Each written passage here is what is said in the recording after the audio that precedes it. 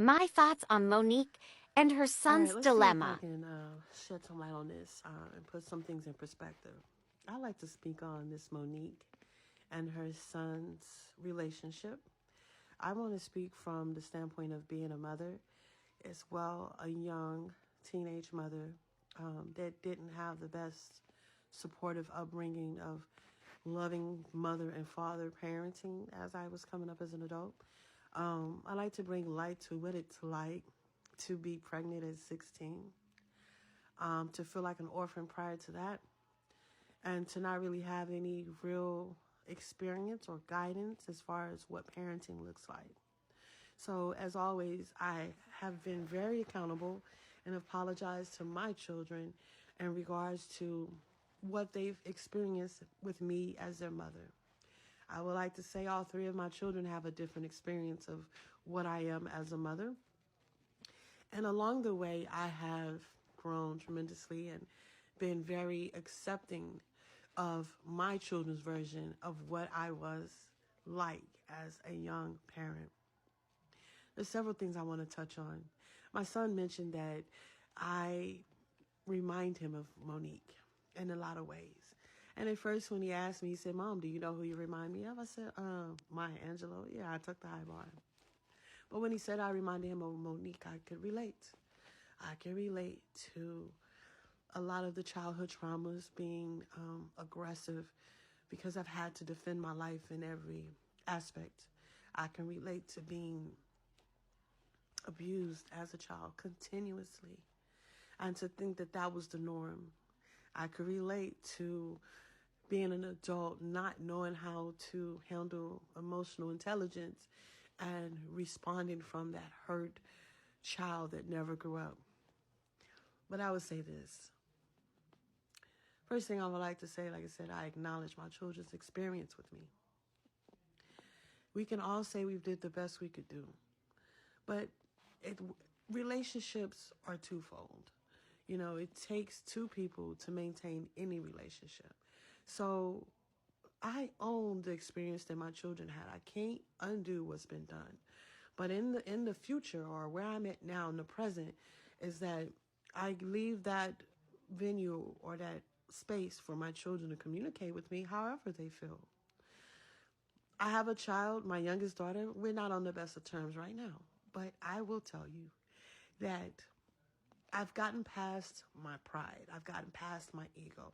I've gotten past well, I'm the mama, you the child role. I have humbled myself multiple times to try to reach out to my child to, all right, so I do realize it's only 3 minutes. So this is going to be a series of videos and I'm going to try to keep it all together. So to pick back up where I left off,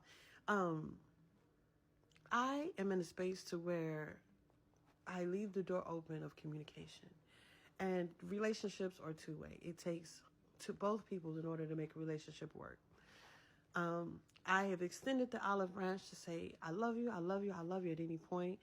There's no need for an explanation. When you ever want to reach out to me to talk to me, I'm here to talk to you. I've also been the parent that have tried to force the initial conversation where I've said, oh, I love you, I love you. Can you tell your sister I love her? Can you tell my daughter I love her? And then I've even attempted to present myself physically to say, hey, can we talk? And I've been rejected. So as a parent, at what point do you keep on trying and are rejected? That you don't let go and allow God to heal the situation in time versus you trying to force your point of view or your point of hurt, right? But I've also been the child that all I've ever wanted is for a knock on my door, right? I mean, when I lost my father, which was the most traumatic thing I've ever experienced, aside from my grandmother, which I thought was the most traumatic thing until I experienced losing my father, and in both traumatic experiences in my life, I've been less than 5 minutes from where my mother lives, and no knock on the door, not a phone call, not nothing. On the opposite, as a parent that child doesn't deal with her, I have called, left messages, left emails, expressing my love and apology and wanting to mend the relationship, and to no avail, no communication. So what do you do? I don't think there's a right or wrong in this situation, but I do believe that their relationship is for them to mend without the influences of anyone else.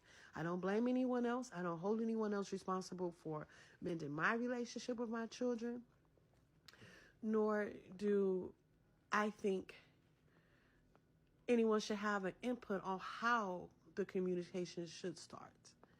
You know, I don't know. I see both sides, and like I said, I could acknowledge that I was not emotionally equipped to handle some of the things that I've experienced. I was not emotionally mature enough to understand the dynamics of how relationships work. But I would say this: you can pray and pray and pray, but relationships take two. So it's up to them to.